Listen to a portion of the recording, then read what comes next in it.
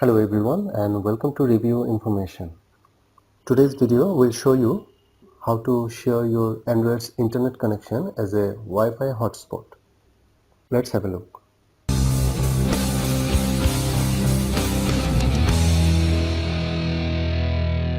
Open the settings menu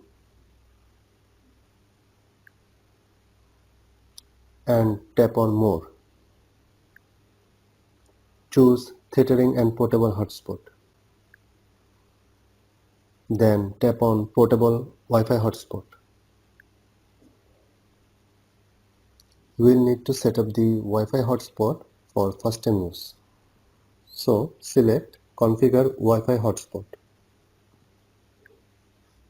Input or rename if necessary the name you want to give the Wi-Fi network and give it a password you will remember. This must be at least 8 characters.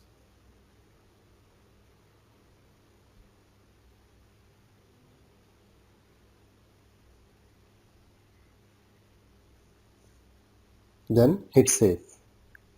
Now the Wi-Fi hotspot is ready for use. Tap here to turn on Wi-Fi hotspot. Or you can turn hotspot from here.